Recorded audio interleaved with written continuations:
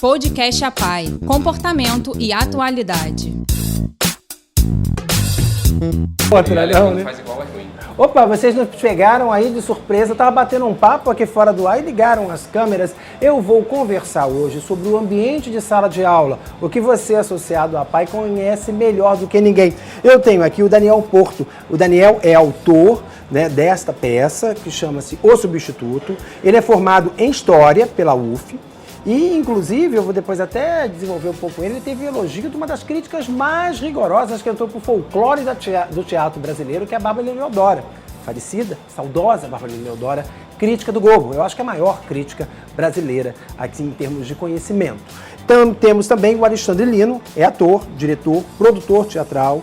Recentemente, aí, esteve à frente do espetáculo musical Chica da Silva e acabou de estrear o Lago dos Cisnes, projeto música clássica para crianças. Vai lançar um livro também, O Artista Empreendedor.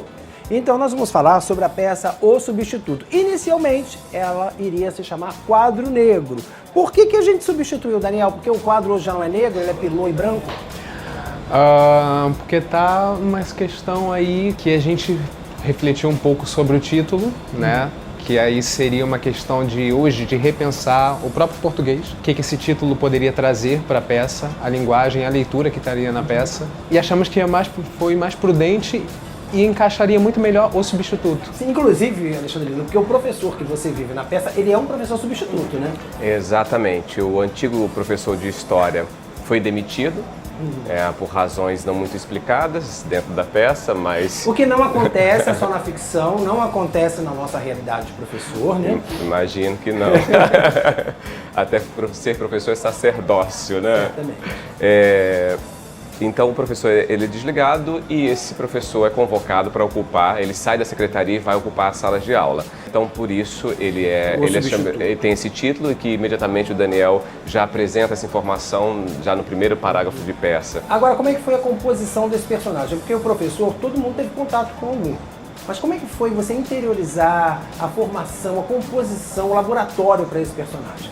Eu sou de uma família de muitos irmãos e tenho pelo menos uma meia dúzia que são do magistério, né? Tenho um irmão que é doutor em matemática, tenho uma irmã que é professora de literatura, então eu sempre tive essa presença muito marcante na minha família e foi uma das primeiras profissões que eu almejei. Eu queria muito, enfim, e acabei sendo absorvido dentro das artes, que era um outro campo de diálogo com os meus desejos. Mas a docência sempre esteve ali, muito, muito presente. Inclusive o Daniel Porto, que é formado em História, né? Sim, formado pela UF e tive minha relação com o magistério durante o período obrigatório de estágio. Exatamente. O professor de História também é muito emblemático. Ultimamente, até na questão da discussão da profissão, o professor de História tem sido bastante questionada a função do professor de História, até que ponto ele vai, até que ponto ele aborda os fatos, aí entra em questões também se deve ter a opinião do próprio professor, se não deve. Agora, a elaboração de boa parte desse texto foi baseado justamente em depoimentos de professores, inclusive professores associados da APAE, né, Daniel? Como é que foram esses depoimentos que chegaram até você? Os depoimentos eles chegavam para mim assim com um tema em comum, que era a precarização do ensino. Então era recorrente no que eu ouvia desses depoimentos, esse lugar da escola e da educação sucateada. E entender, na verdade, o que eu faria de acordo com esses depoimentos para traçar uma linha de dramaturgia. Agora, qual delas, das declarações que chegaram, as vivências, qual te emocionou mais? Olha, não teve uma exatamente, mas teve uma, por exemplo, que era... E eu vi isso acontecer durante o meu ensino fundamental, que eu vim de escola pública, que era ver professores pagando pela Xerox para poder aplicar algum tipo de atividade para a gente. Isso na escola pública. Então eu ouvi isso também em alguns depoimentos que anos depois eu estar formado com uma faculdade e a gente continua reproduzindo esse mesmo modelo. Alexandre Lino, a profissão do professor é um sacerdócio? Sem dúvida, assim como a do artista.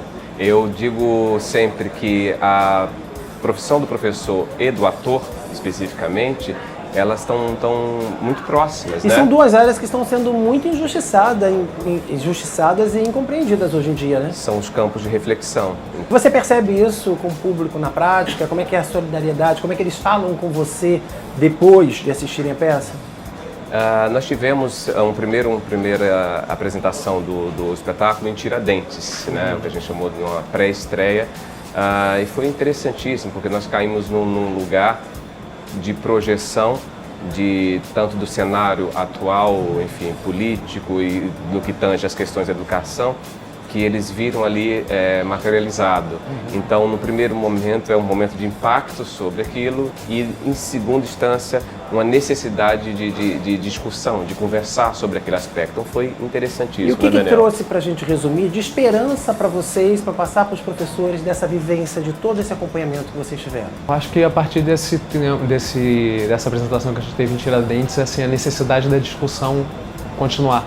Ouvir o professor. Ouvir o professor. Ouvir. Ele ser representado na sociedade e também ouvido. Né? A gente terminou a peça e foi uma necessidade de todo mundo que estava assistindo debater sobre o que tinha acabado de assistir. Certamente. Muito obrigado a Daniel Porto, autor de O Substituto, Alexandre Lino, que está à frente do elenco. Muito obrigado você associado. E lembrando que durante o mês de julho eles estão no Sesc da Tijuca. Depois vão rodar o Rio de Janeiro e o país. E também esse espetáculo faz parte das promoções aqui da PAI, do benefício Bom Espetáculo, que você pode acompanhar através da programação do nosso site. Muito obrigado pela audiência, até o próximo podcast e videocast da PAI. Até lá!